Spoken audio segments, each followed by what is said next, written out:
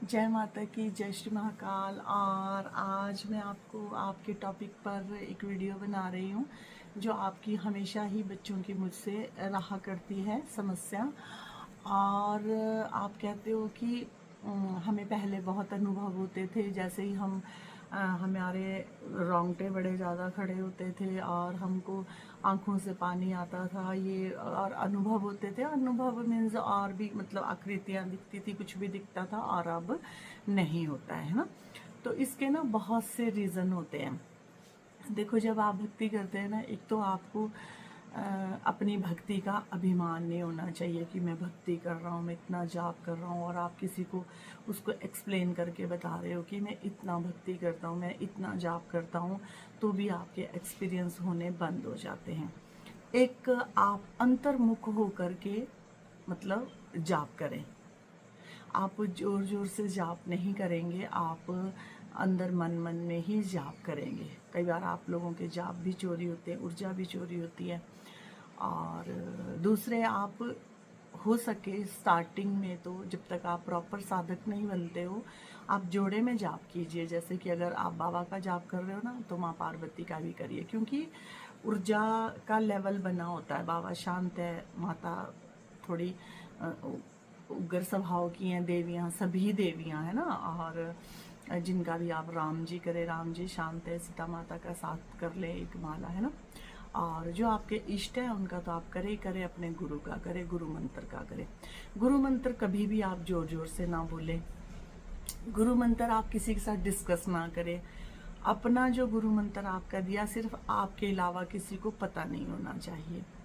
जब भी आपका गुरु मंत्र आप बोलें तो सिर्फ आपको ही पता होना चाहिए। और एक्सपीरियंस जो आपके हैं, अधिकतर तो कोशिश ये रखें कि आप शेयर ना करें। अगर शेयर करने हैं, आपको आवश्यकता लगती है, कोई नॉलेज लेनी है, तो आप अपने सिर्फ गुरु से ही उसको शेयर करें, ठीक है। और बाकी जो आप कहते हो कि कवच लगाना होता है गुरु को, वैसे तो गुरु मंत्र का ही कवच होता है, लेकिन दिए का भी कवच होता है। अगर आप दिया जलाएं, आप सरसों का जलाएं, देसी घी का जलाएं, तिल का जलाएं, जो मर्जी मतलब आप दिया जलाएं।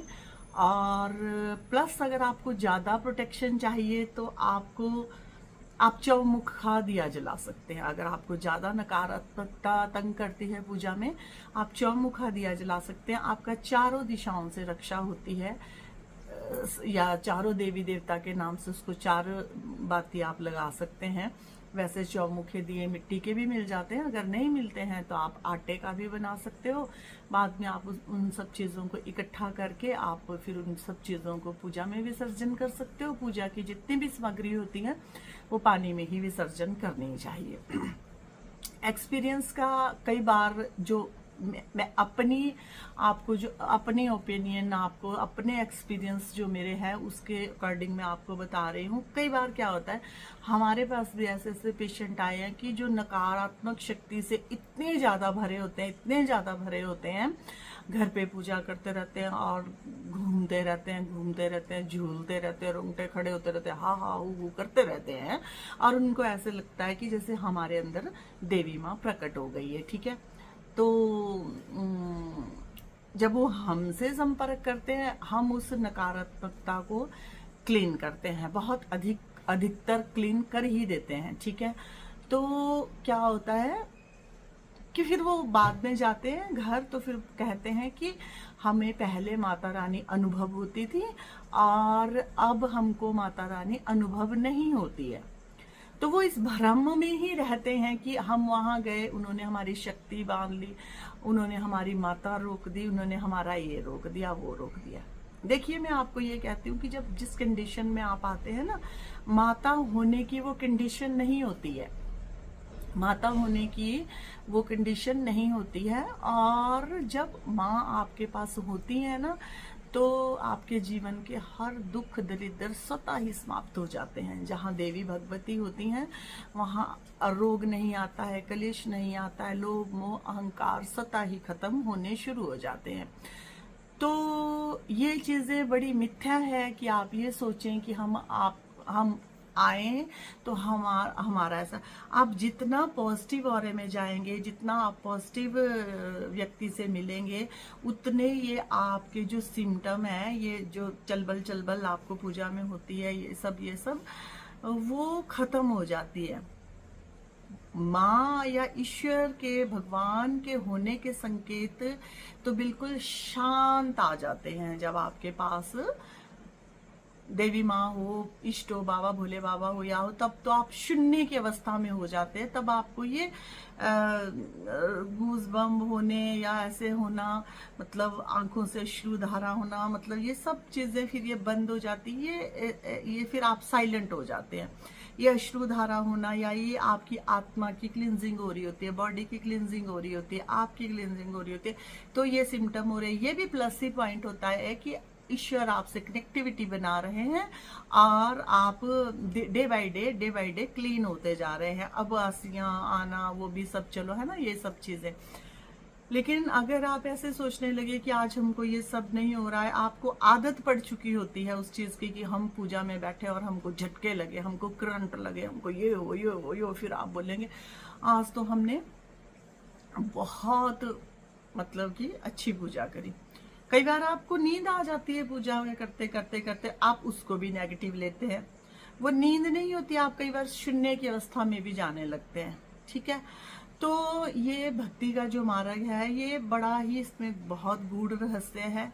बिन नॉलेज से तो आप मतलब इसमें पार ही नहीं पा सकते। लेकिन फिर भी मैं आपको ये कहती हूँ कि आपके साथ जो हो रहा आप होने दीजिए। आप मतलब अगर इन चीजों में डूबे रहेंगे ना, एक्सपीरियंस नहीं हो रहे है ना, फील नहीं हो रहा, मैंने यहाँ अपने पास भी देखा, मुझे ये फील नहीं हो रहा, मुझे, फिर तो मतलब आप ना लालची टाइप के हो, मतलब फिर आप साधक नहीं हो। फील नहीं हो रहा तो मतलब आप फील नहीं हो रहा। अरे आप अपनी सेवा कीजिए, आपको सेवा के लिए ईश्वर ने बिठाया, आप सेवा कीजिए, आप अपना जाप करें, आप अपना रूटीन करें, और आप मजे लेने के लिए भक्ति कर रहे हो, आप फील के लिए भक्ति कर रहे हो। नहीं फील हो रहा, कोई बात नहीं, आपने अपने दैनिक दिनचर्या में जो ठाना हुआ है वो आप करिए, और ईश्वर अपने आप सब कुछ फील करवाएंगे, खुद करवाएंगे। वही फीलिंग करवाने वाले, वही फीलिंग बंद करवाने वाले। बहुत सी परीक्षा वो लेते हैं, वो जानते हैं कि साधक मेरे पास आनंद के लिए आ रहा है, कि क्या पाने के लिए आ रहा है, आपको क्या लेना। आपको जरूरी है कि आपको झटके आए, आपको जरूरी है कि आपको आपके रोम रोम खड़े हुए, आपको जरूरी है कि आप पूजा कर रहे हैं और बाल खिंडाएं और आप ये करें। जितना भी हो सके आप अपनी पूजा को गुप्त रखें, और जितना भी हो सके आप पूजा को बिल्कुल अंतर्मुख होकर शांत अवस्था में, अकेली अवस्था में करें। आपको पूजा करते टाइम कोई भी ना देखे। जितने प्रेम गुप्त हुआ करते हैं उतने ही परवान चढ़ते हैं। जिस प्रेम का ज्यादा हल्ला पड़ जाता है वो प्रेम भी कभी भी परवान चढ़ता नहीं है। वैसे ही भक्ति है, जिस भक्ति का ज्यादा शोर शराबा होता है वो भक्ति अपने उस चरम पर तो पहुंच ही नहीं सकती। क्योंकि ये चीज मैंने खुद भी अनुभव की है। अगर मुझे पता होता कि भगवान की भक्ति को इतना गुप्त रखा जाता है, शक्तियों को इतना गुप्त रखा जाता है, तो मैं कदापि भी सोशल मीडिया में आती ना। अब आ गई हूँ तो जितनी सी नॉलेज है वो देती हूँ, लेकिन औरों को यही गाइड करती हूँ कि अगर आपको स्पिरिचुअलिटी में, भगवान में, आध्यात्मिकता में आगे बढ़ना है तो आप जितना इसको गुप्त रखें उतना अच्छा है। जितनी आप पूजा, आपकी पूजा पर जाने और बैठने का भी किसी को पता नहीं होना चाहिए कि आप पूजा में इस टाइम जा रहे हो, पूजा आप कर रहे हो, है ना। लेकिन बाकी देखिए जो आपके पीछे लगे होते हैं, जिनकी दृष्टियां खुली होती है, वो तो आपके लिए हर तरह की ताक रखते हैं ना, तो आपको कोई मैटर नहीं करती। आपको सिर्फ हरि भजन करना है। ऐसे तो ब्रह्मांड में पता नहीं कितने लोग आपको देख रहे हैं, उठ रहे हैं, सोच रहे हैं, खा रहे हैं, उनके कारण आपने अपना जीवन थोड़ी खराब करना है ना। तो ये सब आप लोग फॉलो करेंगे, और इन सब बातों का आपने किसी से जिक्र नहीं करना है, किसी से बात नहीं करनी है। इसमें बड़ी वो बात नहीं होती कि आज हमको वो दिया, आज वो सपने में आए, आज हमको ये दिया, ये बहुत कुछ देते हैं भगवान, तो बहुत कुछ देते हैं भगवान, सपनों में ही देते हैं। डायरेक्ट आकर के ऐसे नहीं करती कभी भी माता जी, तो सपनों में ही देते हैं और वही आपको अपना ग्रहण करना होता है। ठीक है, तो जय माता की, तो जय श्री महाकाल माता रानी सभी को खुशियां दे।